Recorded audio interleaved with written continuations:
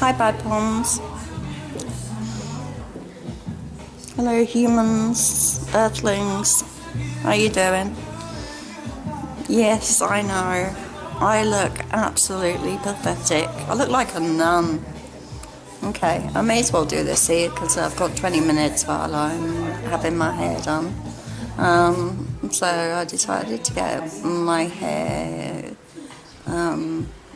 redone, but it's become so damaged at the bottom because of all the medicines.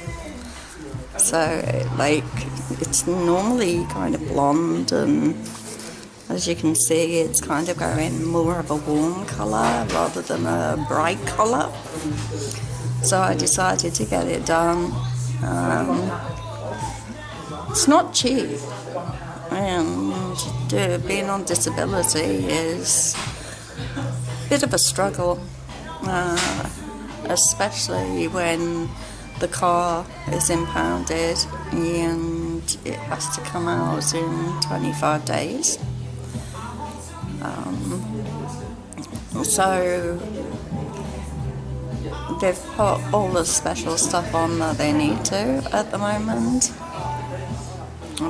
but I may have to make the decision to get the hair cut off, and I have a terrible phobia of having my hair cut as it is, so having it short is just horrible to me and I hate it.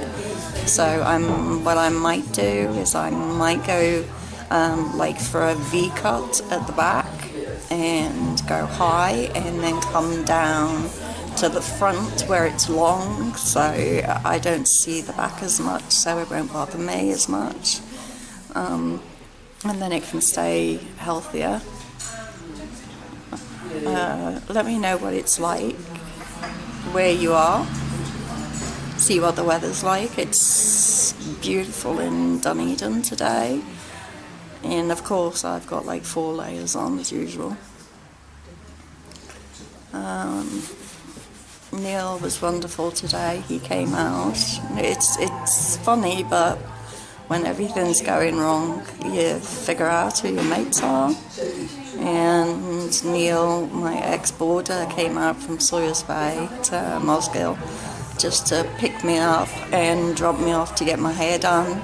And as he's got all of his kids kind of, netball and rugby and all that sort of stuff, he's kind of hanging around and doing all of that, and he's going to wait for me.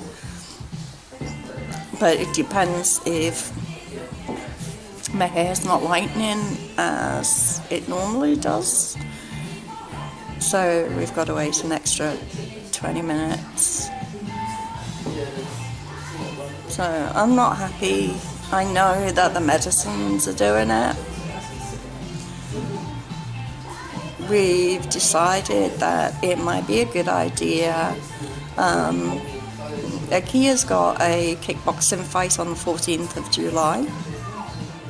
We saw the guy this morning who is fighting, and I nearly died. He looks like a gorilla.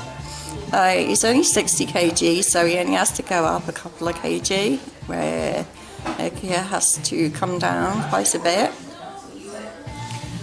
But yeah, the guy kind of looks really evil, and his legs are quite big, and it's the boys' first kickboxing rather than the MMA.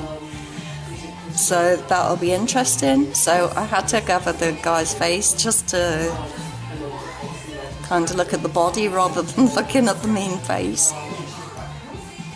It wasn't Timaru, which I wasn't happy about, because Akia didn't want me to go up there. He thought I'd be really tired and sick to travel all the way back.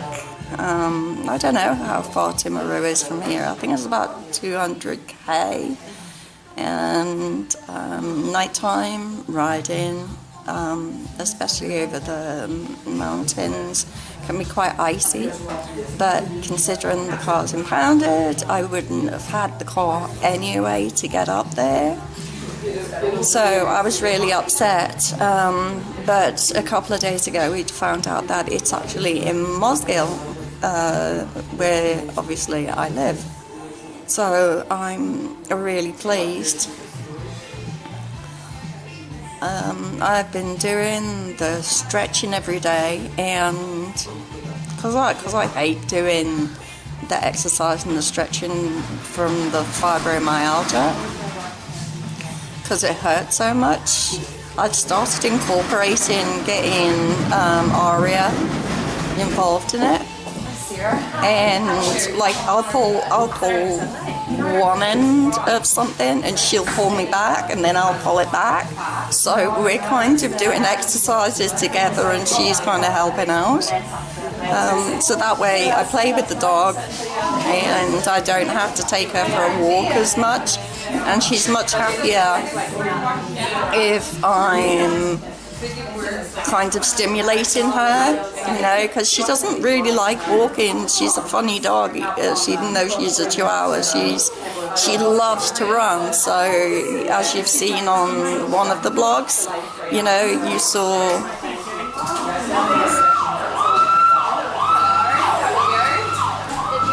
on one of the blogs, you saw Akia running around one of the fields.